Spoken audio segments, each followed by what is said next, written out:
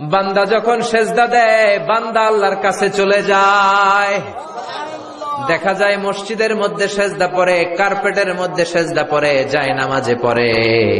আল্লাহ বলে, না, জায়নামাজে পড়ে নাই, আমি আল্লাহর কুদরতি পায়ের উপরে তোর সেজদাটা পড়েছে।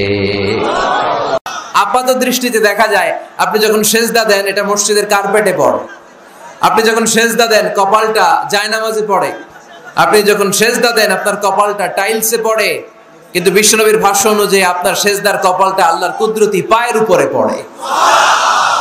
সেজদাটা যখন দেই মসজিদের টাইলসের উপরে আমার সেজদাটা পড়ে, সেজদাটা যখন দেই মনে হয় যে মসজিদের কাপড়ের উপর আমার কপালটা পড়ে। কিন্তু বিশ্বনবী বলেন, না, তোমার কপালটা আল্লাহর কুদরতি পায়ের উপরে পড়ে।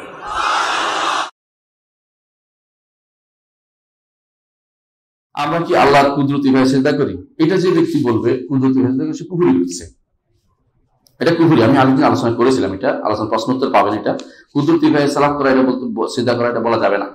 আমরা মাটিতে সেজদা করতেছি, আল্লাহ আমাকে নির্দেশ দিচ্ছে সেজদা করতে, মাটির মধ্যে সেজদা করতেছি। মাটিকে আমরা সেজদা করতেছি না, মাটিতে সেজদা করতেছি। আমরা উদ্দেশ্য হচ্ছে আল্লাহকে সম্মান করা, আল্লাহ তাআলার নির্দেশ পালন করা। আল্লাহ তাআলা তিনি আরশের উপরে, আমরা কোনো আল্লাহ কুদরতি ভাবে সেজদা করি না। স্রষ্টা কখনো সৃষ্টির ভিতরে নয়।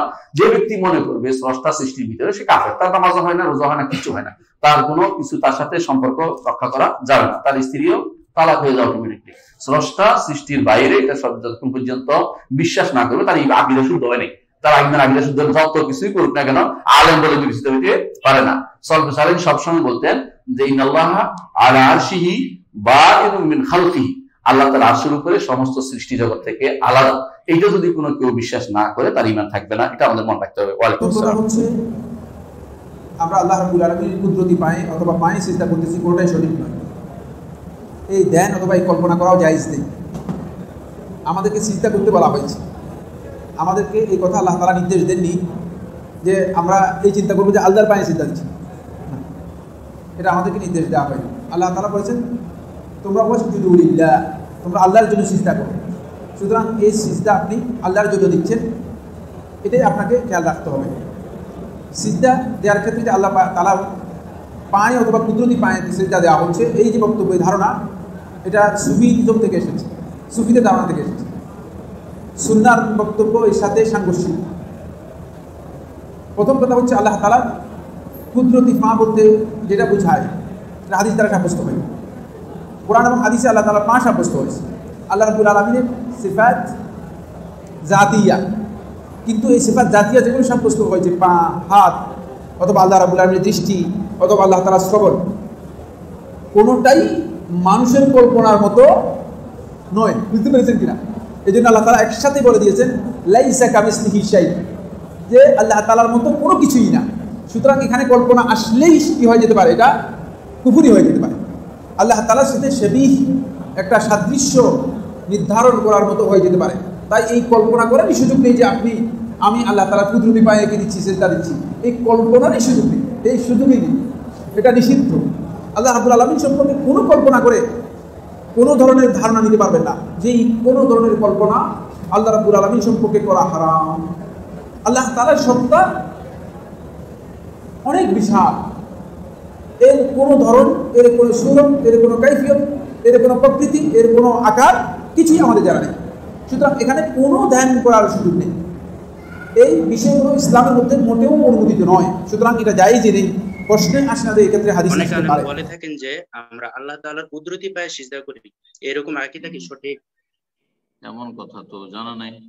কুদরতি পা, অর্থাৎ প্রথম কথা কুদরতি পা, এই কথাটি গোমরাহদের কথা। যারা আল্লাহর পাকে বলে পা নেই, তাহলে আল্লাহ খোড়া, পা না থাকলে কি হয়? খোড়া। নাউজুবিল্লাহ। মানুষের পা আছে সৃষ্টির, আর আল্লাহর পা নেই। যাকে আল্লাহ সৃষ্টি করেছেন তার তো পা আছে সুন্দর, মাশাআল্লাহ, দুটো পা, কিন্তু আল্লাহ আর কিছুই নেই। আল্লাহর হাত নেই, পা নেই, চেহারা নেই, চোখ নেই। তো এগুলো হচ্ছে গুমরাহি। এই গুমরাহির ক্ষেত্রে কেউ অপব্যাখ্যা করেছে, যেমন আশায়েরা, মাতুরিদিয়া, আর কেউ একবার অস্বীকার করেছে। তো অপব্যাখ্যা যারা করেছে তারাই বলে থাকে কুদরতি পা, পা মানে কুদরতি ক্ষমতা, হাত মানে ক্ষমতা, কুদরতি হাত। এগুলি তাদের গুমরাহি। ওই গুমরাহি থেকে এসছে যে আল্লাহ কুদরতি পায়ে আমরা কি করি? সেজদা করি। ভিত্তিহীন কথা, এখন পর্যন্ত যায় না। না কোনো আয়াতে না কোনো হাদিসে যে আল্লাহর পায়ে আমরা সেজদা করি, আল্লাহর সামনে সেজদা করি। ফাইনাল্লাহ কেবালা ওয়াজহি, হাদিসে রয়েছে যে আল্লাহ মুসল্লির সামনে, আল্লাহ আমাদের সামনে রয়েছেন। কেমন ভাবে সামনে রয়েছেন আল্লাহ? কোরআন মাজিদে যা কিছু এসেছে, রাসূলুল্লাহ সাল্লাল্লাহু আলাইহি ওয়াসাল্লামের সুন্নাহতে যা এসেছে সেটা সেইভাবেই মানতে হবে। তার কেমনত্ব, তার আকার প্রকৃতি এসব বর্ণনা করা যাবে না। আল্লাহ চোখ আছে আমরা কোরআনে জানি, ইন্নাকা বিআয়ুনিনা, এখানে চোখের কথা বলা হয়েছে। তারপরে রাসূল সাল্লাল্লাহু আলাইহি ওয়াসাল্লাম হাদিসে বলেছেন যে দাজ্জাল আসবে, সে দাজ্জাল খোদাই দাবি করবে। খোদা শব্দ থেকে খোদাই এসেছে। যাই হোক, আল্লাহ বলবে আমি আল্লাহ, কিন্তু তার কপালে লেখা থাকবে কাফের।